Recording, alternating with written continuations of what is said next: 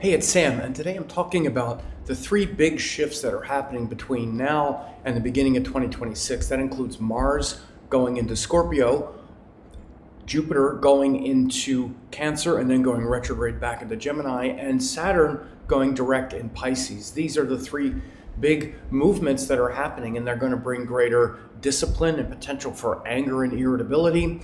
Also, a greater reflection on your spiritual purpose and direction, which has been in flux, and also a greater focus on where you're actually going in your life amidst the changing waters of Pisces. So whether we know it or not, we've been grappling with a lot of the confusion and the resets around these energies. I'm going to be talking about how each of the 12 signs are going to experience these things in general. So as always, if you like this video, please comment, like, share, and subscribe to the channel to get more updates. So let's dive right in. This is from a handout that I've made, and you can go and follow the link below this video to download this handout. And you can see, as it says here, Mars inner drive, combustion, and strength. Mars enters Scorpio beginning October 27th. This Mars power is going to bring a high potential for greater discipline and courage, but also emotional triggering. Jupiter is also going to go retrograde beginning November 11th after going into the sign of Cancer. He's been in Gemini, where we've been reflecting and evaluating our beliefs. He's going to go into Cancer, the sign of the heart, and integrating our ideas into the heart. Then he's going to go back into Gemini again. So it's a big reflective process into next year. So a lot of your beliefs around your teachings, gurus, and what's possible for you are being shifted and changed right now. And again, I'm going to talk about each of the 12 signs and how these things will generally affect you. And then the Saturn is moving direct in Pisces, finding solid ground in changing waters. Saturn has been retrograde since the spring, and again, now we have to return to focus and say, okay, what am I focused on now? There's been enough change and sort of confusing transformation in the world and in my life. Now Saturn is moving forward, saying, okay, now you need to focus on something amidst everything that feels like it's dissolving. So you can see the chart I have for October 15th of this year. And you can see as we go forward each week, let me make this go forward. You can see by the time we get to the end of October, Mars has gone into Scorpio. Then we continue a little further, Jupiter turns retrograde by the time we get to the middle of November. And then Saturn turns direct by the time we get to early December. So how's this going to basically affect each of the 12 signs? And you have to understand that the planets not only are occupying these signs, but they're also aspecting.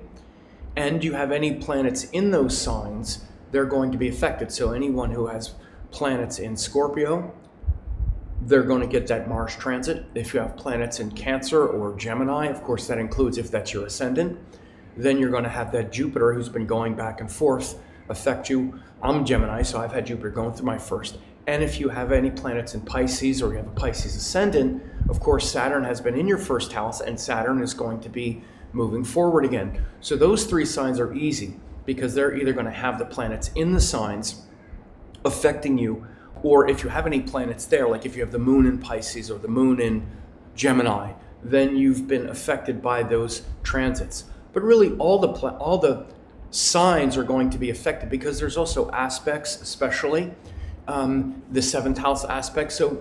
And these are people's ruling planets. So for example, if you're Aries, Mars is your ruling planet and he's moving from the seventh house, from your seventh house in Libra to your eighth house in Scorpio. So your ruling planet is going to get really strong, going through the eighth house of change, transformation. But it also shows,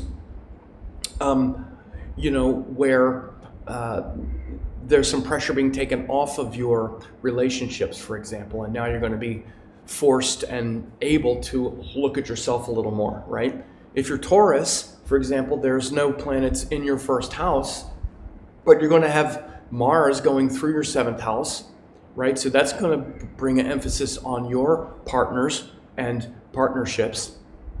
But also Saturn is aspecting your ascendant by transit. Again, this is another thing that's really overlooked, is aspects by transit. Saturn aspects the third house in front, and he's been aspecting your first house, Taurus. He's going to continue to do that, but now he's going to be pressuring you to move forward in those areas of life. If you're Gemini, of course, like I said, Jupiter's been going through your first house, so it's been a time of growth, benevolence, but now Jupiter's moving out of your first house, going into the second. He's going to go retrograde back. So it's a time of big evaluation for you, Gemini, of your own identity and what you believe and how much it's anchored in your heart, right? So if you're Cancer, then of course Jupiter's going to poke his head in your first house and really compel you to a higher philosophical inquiry, so to speak. That's going to be the biggest effect for you, Cancer.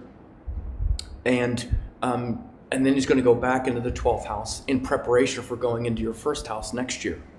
Well, if you're Leo, these transits aren't affecting you as much, but you have Ketu in your first house. So anyone who is a Leo or Aquarius just had the eclipses, and you're dealing with your own identity shifts aside from these transits. And that sign of Leo, you're going through a major identity shift right now with Ketu trying to show you the true nature of the Atman, the soul, not just your personality life. If you're Virgo, well, the first thing that pops out is Saturn is aspecting your first house. Saturn is going through your 7th house.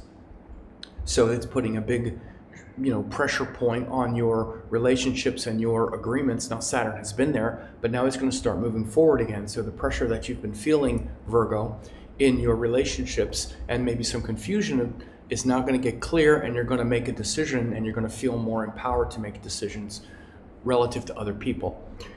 For Libra, one of the things is Mars is moving out of your first house, so you're not going to have as much of that feeling of restlessness and antagonism. But also, again, Jupiter has been going through your 9th house, aspecting your ascendant. He's going to leave, and then he's going to go back into your back into the 9th house where he aspects your first house. So for you, Libra, you'll first feel the relief of having Mars not in your first house, but then you're going to be greatly influenced by that Jupiter toggling back and forth later and helping you grow in philosophical awareness, because Jupiter's moving through your 9th house and aspecting your first. Now, of course, if you're Scorpio, you're going to have Mars, your ruling planet, going into your first house. So this is a great chance for you to face your own insecurities, stresses, and to strengthen your emotional reactions to things, or lessen your emotional reactions and more emotional control and self-control and discipline, right? Because you're really driven by discipline, but sometimes you can be emotionally reactive. So that Mars going through your first house, Scorpio, is going to bring those gifts and promises. If you're Sagittarius, the biggest shift is that Saturn will be aspecting your first house, going through your 4th house, aspecting your first. So he's been there since March, but now Saturn moving forward again is helping you to move forward with some of your emotional excavation that's been happening for you since March of this year, when Saturn went into your into your 4th house and started aspecting your first house. If you're Capricorn, the biggest shift will be Jupiter poking his head into your 7th house and then going back into the 6th. So again, this is a foreshadowing of Jupiter going through Cancer and going through your 7th house for the next year, Capricorn, starting in the middle of the year. But so the biggest shift you'll feel immediately is Jupiter going through your 7th house, aspecting your ascendant and showing you the need to connect to others and to feel that sense of gratitude and benevolence toward others.